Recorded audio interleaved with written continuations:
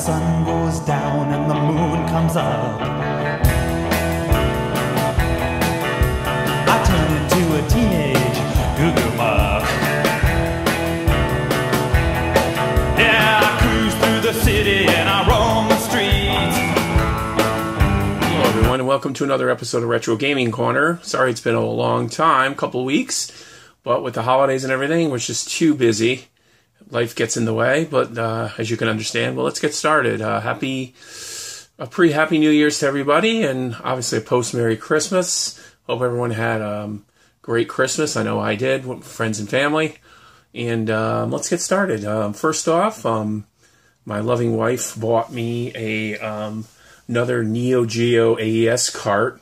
This is complete in box. As you know, these can be kind of expensive, so I get these few and far in between.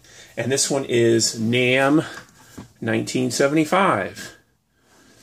In this huge box. It's a nice shooter, as you can see. Really fun game. I remember playing this on emulators, but I can't believe I have it now. Again, this is complete in box. Let me open this up here. And here is the manual. Everything's in really good shape. That is the manual over here, and here is the massive cartridge. As you know, these are awesome for just big, huge cartridges. Mammoth. That's not NAM 1975. Complete, but I will be doing my next video game footage, which it's been a while, will be this game. Again, that's NAM 75, and that will be done on my Neo Geo AES unit right there. But, okay, so next up, I got, for Christmas, is an awesome retro gaming book called, for my parents, The 100 Greatest Console Video Games. This covers 1977 to 1987. And it's, I highly recommend this book. It's really awesome. It's got some really nice cover work, and it basically goes through the top 100 game, and then there's another 100 games with honorable mention, but of all different consoles during that time period. Breaks them down, tells you why they're good. So, really, really awesome book. Highly recommend it. I collect a lot of retro gaming books. Supercade, The Art of Video Games, all different ones. But again, this is the 100 Greatest Console Video Games, 1977 to 1987. Next up, my wife bought me for Christmas Volume 1 of the Atari 2600 Encyclopedia. This covers games A through D. If you're not familiar with this, this came out this year, an encyclopedia. It breaks down all the Atari 2600 games in a beautiful encyclopedia book. There it is right there. Volume 1. It's massive. And again, I'll just show you a little bit of it.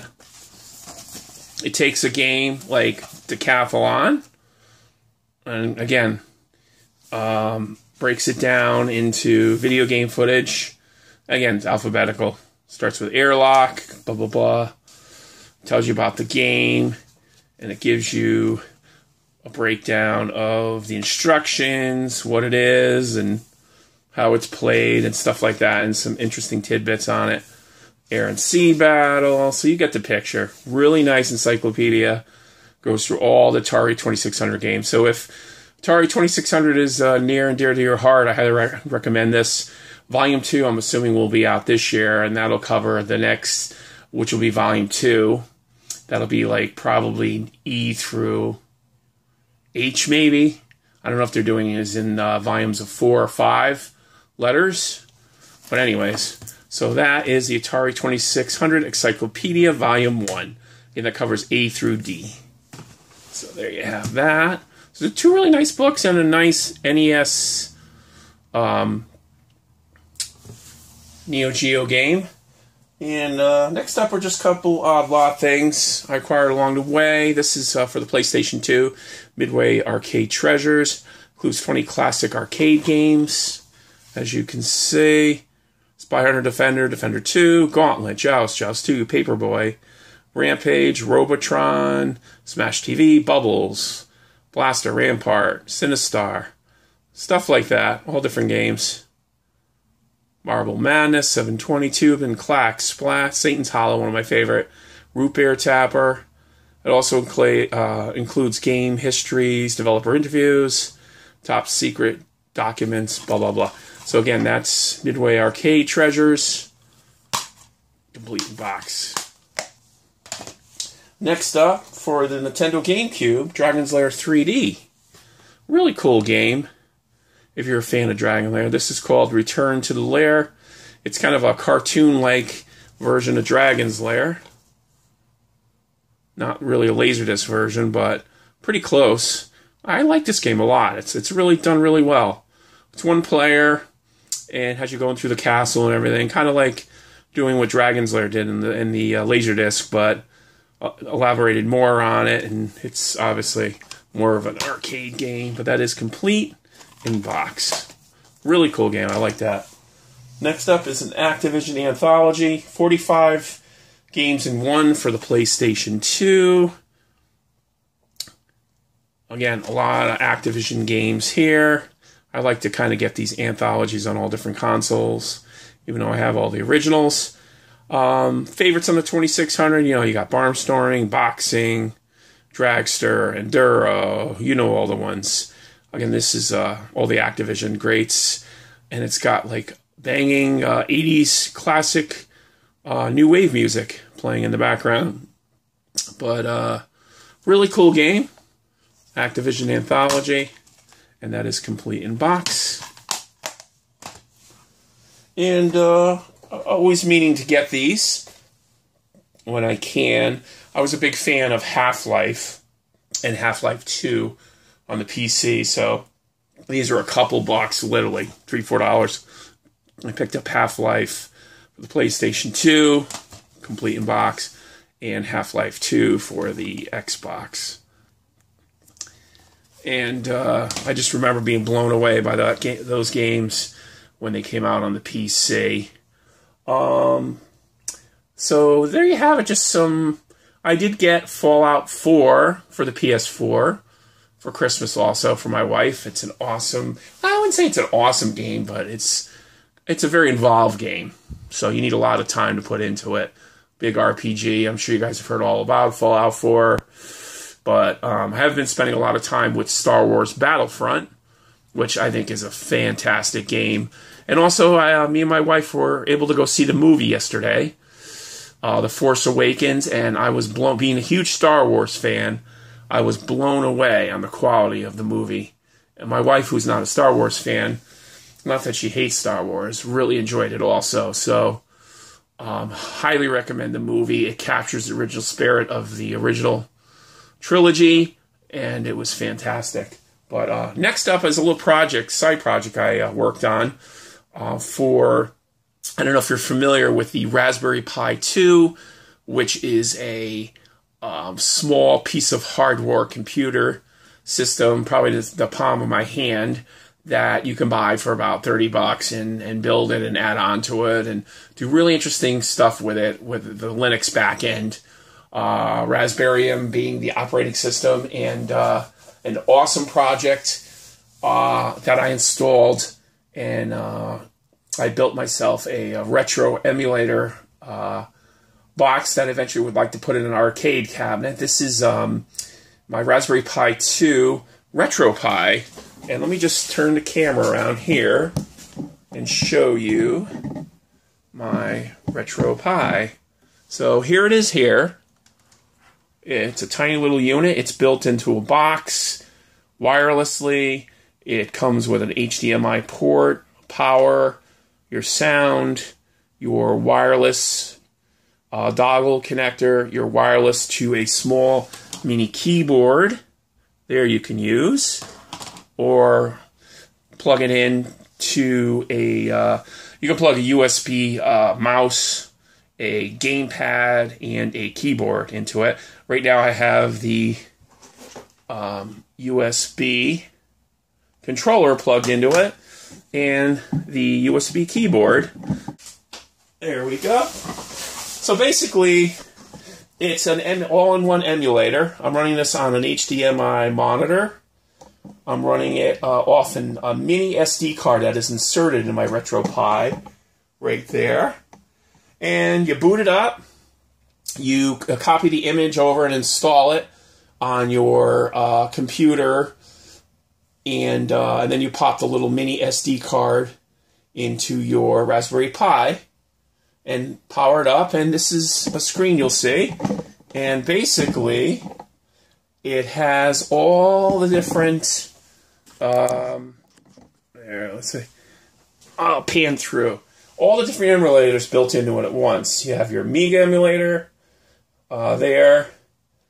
You have your Apple II, your Atari 2600, Atari 5200, Atari 800, Atari Lynx, Atari ST, Commodore 64, Macintosh, your Mega Drive, which is your Sega, Nintendo, NES, MS-DOS, like DOS-Box games and stuff you can put on there, PC Engine, which obviously is the TurboGrafx 16, and then you have various ports that are games specifically designed for that, and that's RetroPie. You have your Scum VM emulator. That's for running like all your point-and-click games like Indiana Jones, Fate of Atlantis, Day of the Tentacle, kind of like that. All point-and-click adventure games. You got Sega 32X, Super Nintendo, Vectrex, Video Pack, which in Europe, it's basically the Odyssey 2. Your Infocom games, and again, back to Amiga. Now, there are many more, so when you copy ROMs over to this directory, you'll have more. I know there's MSX, Sinclair, and other computer systems and emulators on here. So as you copy the ROMs over, they will appear in this menu. So there's many more. It takes a little tweaking to get it working. I did install the X-Arcade Tank Stick, as you can see right there, with it for the MAME games. But the MAME emulator runs on... we're not seeing the MAME emulator here. MAME, probably because I didn't copy any ROMs to it. But anyways, MAME is on here, so I have to get a certain amount of ROM sets for the MAME emulator that runs on here. It's very finicky to which ROM sets they use. You can look that up on the internet. But basically, an emulator station, I love it. It's awesome. I'll show you how it works.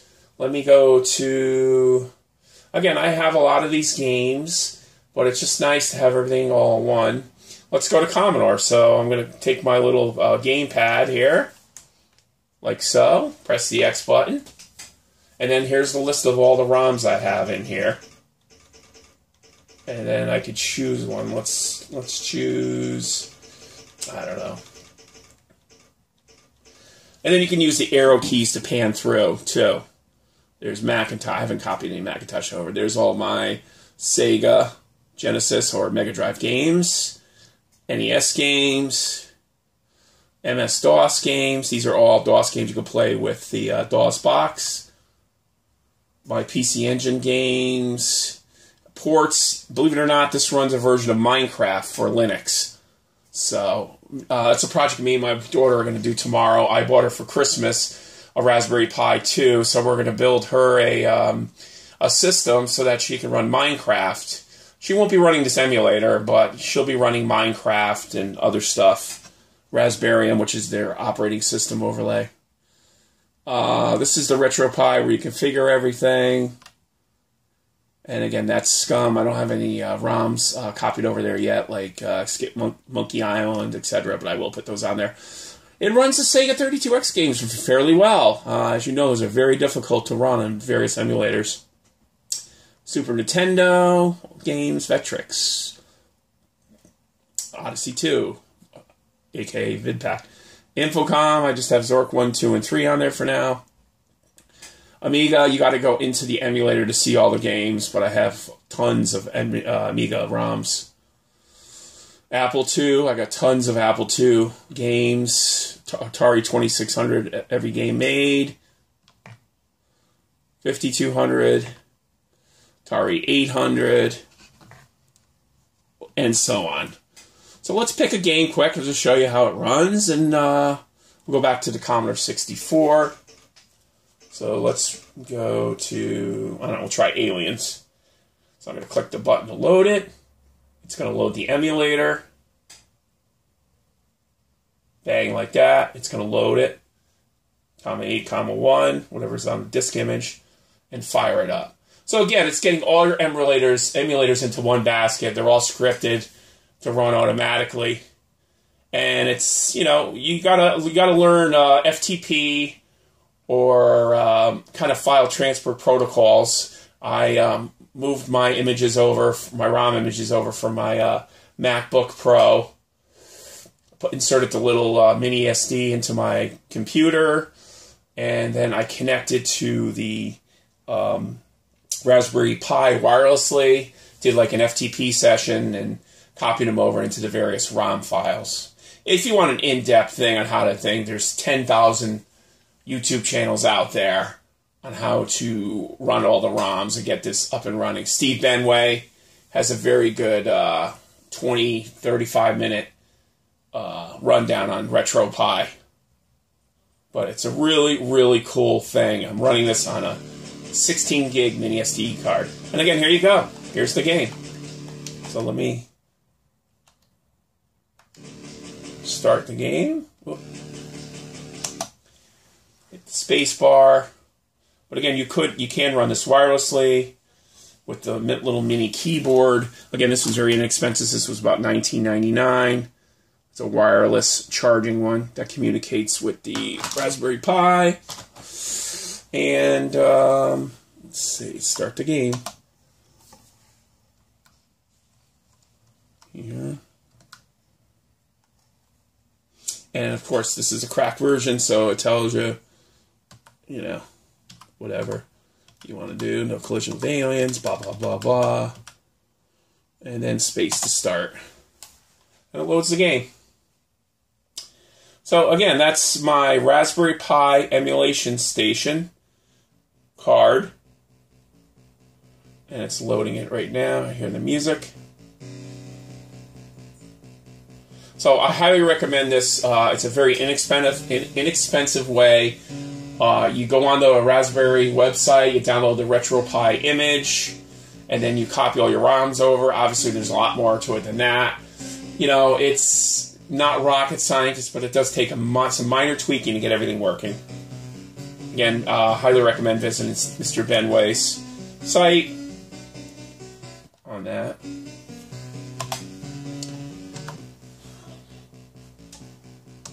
So you get the picture here. So again, that's my RetroPie project, and I do have another card. So I built a media station with my RetroPie 2 called Open Source Media Center, OSMC, which turns your Raspberry Pi 2 into a media center. And also, on another card, I have the Raspberrium operating system, which is what I'll be working on with my daughter tomorrow, so she can learn about computers and do some programming with Python and stuff. I typically don't show stuff like this, computers, newer stuff, but I just wanted to show you the Raspberry Pi emulator. So, anyway, so that's it, folks, until probably tomorrow when I do game footage of NAMM 1975. Have a great day, and we'll talk to you later. And thanks for subscribing to Retro Gaming Corner. Vote, comment, and subscribe if you're not a subscriber. Have a nice day. We'll talk to you later. Bye.